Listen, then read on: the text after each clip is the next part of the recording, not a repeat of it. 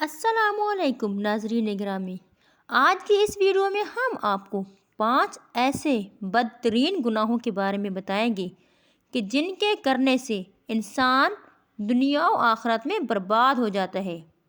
ناظرین گرامی، حضرت علی رضی اللہ تعالیٰ عنہ کے پاس ایک شخص آیا اور کہنے لگا کہ حضرت وہ کون سے ایسے بدترین گناہ ہیں جو انسان کے رزق کو ختم کر دیتے ہیں، اور یہ گناہ دنیا اور آخرت میں انسان کو اس طرح ذلیل کرتے ہیں کہ انسان کا دنیا اور آخرت میں کوئی مددگار باقی نہیں رہتا۔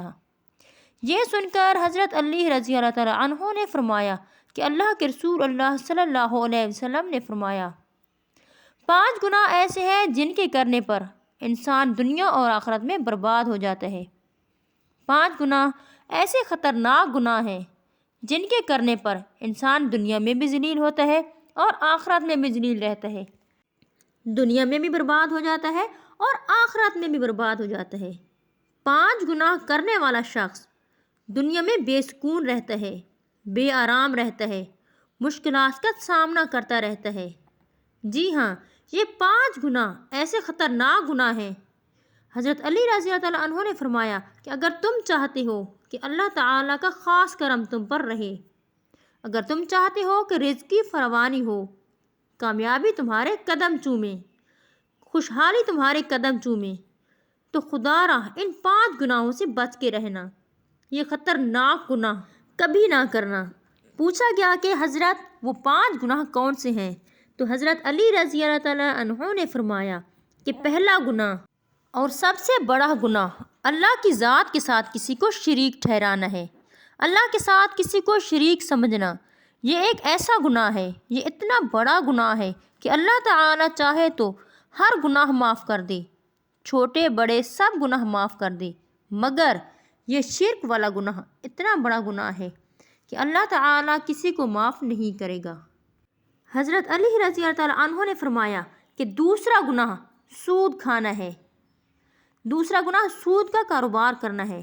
فرمایا کہ سود خور انسان دنیا میں بھی ذلیل اور آخرت میں بھی ذلیل۔ سود خور جو دوسروں کو پریشان کرتا ہے، خود بھی پریشان رہتا ہے۔ اور فرمایا قیامت کے دن سود خور انسان ایسے اٹھیں گے کہ ان کے چہرے مسخ کر دیے جائیں گے۔ ایک سود خور انسان سیڑھی سے نیچے گرا اور فوراً ہی مر گیا۔ بیٹا باپ کا غم کئی عرصے تک مناتا رہا۔ ایک دن ایک رات بیٹے نے باپ کو خواب میں دیکھا اور پوچھا کہ ابا تیرے ساتھ کیا ہوا، کیا معاملہ پیش آیا؟ تو سود خور نے کہا کہ بیٹا نہ پوچھو، سیڑھے سے گرا تو زمین پر گرنے کے بجائے سیدھا جہنم میں جا گرا ہوں۔ حضرت علی رضی اللہ تعالیٰ عنہ نے فرمایا کہ تیسرا گناہ نیک عورت پر تہمت لگانا ہے۔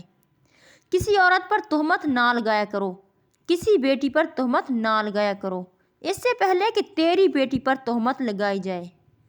میرا اللہ فرماتا ہے کہ جو شخص کسی عورت پر تہمت لگاتا ہے، جو کسی نیک عورت پر تہمت لگاتا ہے، حالانکہ وہ نیک، متقی اور پرہیزگار عورت ہے، جو شخص ایسی اچھی عورت پر تہمت لگاتا ہے تو وہ شخص دنیا و آخرت میں تباہ و برباد ہو جاتا ہے۔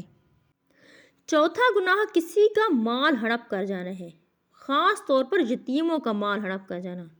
یتیموں کے سروں پر شفقت بھرا ہاتھ رکھو، یتیموں کے سروں پر رحمت بھرا ہاتھ رکھو، کیونکہ جب کبھی آپ مر جائیں تو آپ کی اولاد پر بھی کوئی شفقت کا ہاتھ رکھنے والا ہو۔